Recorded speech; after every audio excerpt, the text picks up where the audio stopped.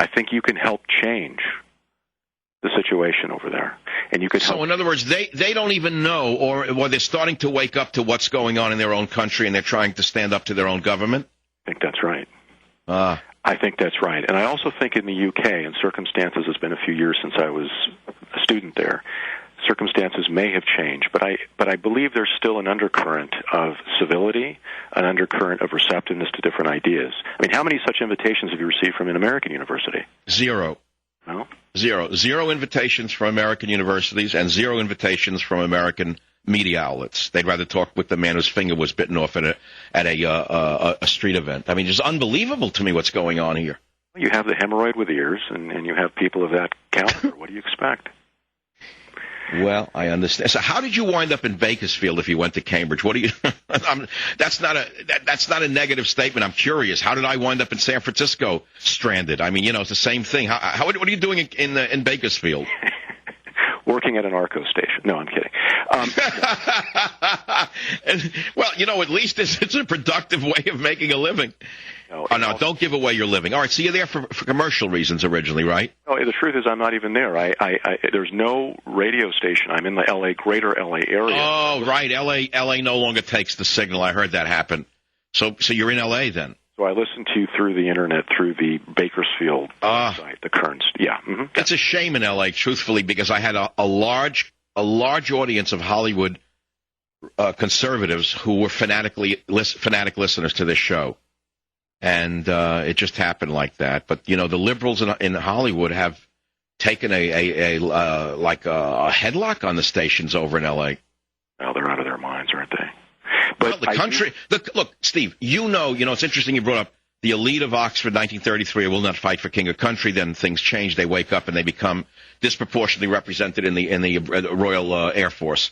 And so many of the flower of youth in England died in the Battle of Britain, and in fact died in World War II. So do you think this country can still turn around from the communist path it's on? I do. No, I'm serious. Look, this is a bad time, Steve. Do you agree with me? And don't say yes, you wouldn't anyway. I can hear it in your voice. Do you agree with me that Obama is an overt Marxist? I was skeptical that he was. But increasingly, I have to believe that he very well might be, Michael. But why does he surround himself with czars who are overt or covert Marxists, meaning in their very, very near past they were Mao Zedong lovers, Lenin lovers, Marx lovers, and all of a sudden now they're green czars, they cut off their long hair, and suddenly they're straight-up, buttoned-down American politicians? I don't believe a word of it, Steve. No, I don't either, and that's why I didn't believe it at the beginning, but increasingly I'm afraid. Did you vote for Obama? Of course not. Well, I don't know. Many people who didn't like McCain because they knew he was a corrupt old bozo, a continuation of the Bush years, voted for this guy saying anything but a couple of years of republicanism. But they didn't know that they were getting this guy. No, I think I saw relatively early on what he was. I just did not think he was an avowed Marxist, which increasingly I'm reaching that conclusion. What did you when you go to a place like Cambridge, do they have a thing, as they do here, called a major? They do. Well, they call it reading. I mean, you read a subject, so whatever that subject is. What was your subject? Modern history. As I couldn't have determined by your opinions. Well, Steve, it's an honor to have a man of your background on the show. Let me send you a free copy of Banned in Britain when it's out, and that should be in, I don't know now, 4 to 6 weeks. We haven't even sent it to the printer. We're running a little late. The first edition is not yet sent to the printer. It's a great opportunity to buy it. New York publishers won't touch it. What does that tell you about America? I haven't received one invitation to an American university to speak. I am banned in Britain. I'm banned on Fox News. Let's put the others aside. And New York publishers who are out to make a living will not touch a New York Times best-selling author. Remember, I had 4 books in a row. Major league New York Times bestseller, The Savage Nation. Liberalism is a mental disorder. The Enemy Within, The Political Zoo, and they won't buy my book? Why is that? Why won't New York publishers? Why won't New York media outlets? Why won't American universities have anything to do with Michael Savage? Think about it. I'll be right back. Savage. Armstrong and Getty. They're not bullies with a microphone. Weekday morning, 6 to 10. Talk 910 KNEW.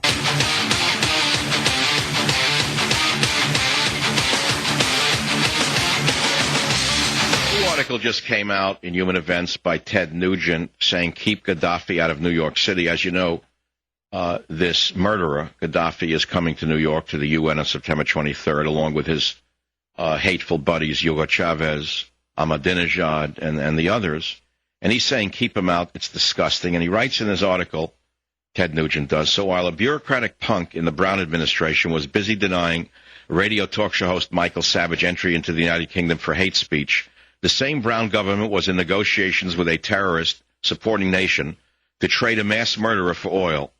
Just another reason to never trust a bureaucratic government punk. Good for you, Ted. I didn't know that you listened to the show. Thank you very much. At least you know the truth when you can hear it. Thank God there's a few out there who hear my pleas. You know, here's an excerpt from Winston Churchill, The Last Lion Alone, 1932 to 1940 by William Manchester. Listen to this. The Oxford Union's resolution that it would, quote, in no circumstances fight for king and country had aroused Churchill's wrath, writes his biographer. He called it an abject, squalid, shameless avowal, a very disquieting and disgusting symptom. Its impact abroad would be disastrous. He thought of Germany, quote, with its splendid, clear-eyed youth marching forward, burning to suffer and die for their fatherland, and of Italy with her ardent fascisti. He said one can almost feel the curl of contempt upon the manhood of all of these peoples when they read the message sent out by Oxford University in the name of Young England. And for 8 years he was banished from the BBC. Winston Churchill, the man who really was the man who marshaled the spirit of England during the war against the Germans. And, of course, after the war, they threw him out again. After the war, the Labour Socialist government took the man who basically was their cheerleader, their inspiration, and they threw him out again and put in a socialist government. And here we are again. Here we are again. Savage. Michael Savage. Afternoons 3 to 7 on Talk 910 KNEW and online at 910KNEW.com.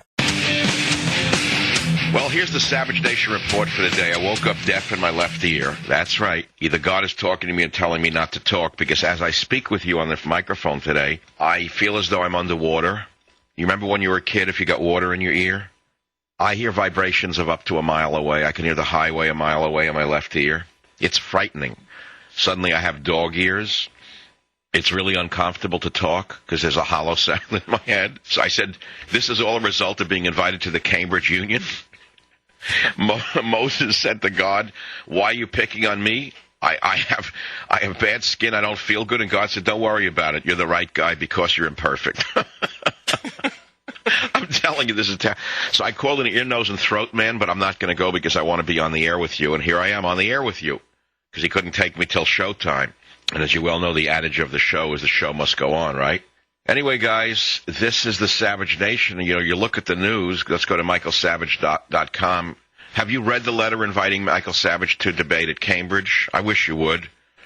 They say that it's the world's oldest debating society, founded in 1815, and that they've enjoyed the presence of many high-profile speakers, including American presidents, Ronald Reagan and Theodore Roosevelt, and Nobel Peace Prize winner Henry Kissinger. That's amazing. I'm honored.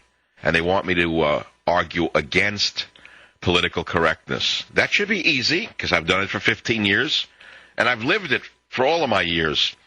How can anyone be in favor of political correctness other than people who would like to kill free speech? I wonder who can take the position that it's good to eliminate the First Amendment. Who can take the position that it's good to inhibit free speech other than fascists who would like to control a nation? So it's going to be an easy one for me. There's no show prep for that one. Also in the news, cops jump on swine flu power.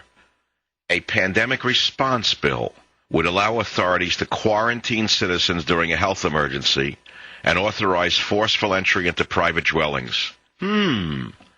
That's interesting. And, of course, it's in Massachusetts that it occurred first. The first fascist state in America, Massachusetts. Unbelievable. 1-800-449-8255 is the phone number on the Savage Nation. And there are other stories on my website that we should talk about. There's the indoctrination plan of Barack Obama. a lesson plan that calls on school kids to write letters to themselves about what they can do to help President Obama. That's something you would see out of the master leader Kim Jong-il. And you thought he was a uniter. You went for the rubbish of Barry being a uniter. Asking what you can do for your country. Right. He's not asking what you can do for your country. He's asking how his country can do you. Brown didn't want Lockerbie Bomber to die in jail. See, that's his new appeal, Prime Minister Gordon Brown, who has mud all over his face. He's facing accusations of double-dealing after confidential documents were released saying that he released them for oil. That's the Lockerbie Bomber. But he said he did it for compassionate reasons. He didn't want the Lockerbie Bomber to die in jail. Ha! If you believe that, I have a nation to sell you. Also, I must tell you that they now say the Lockerbie Bomber's in a emergency ward in Libya, that his condition has turned for the worse. I don't believe a word of it.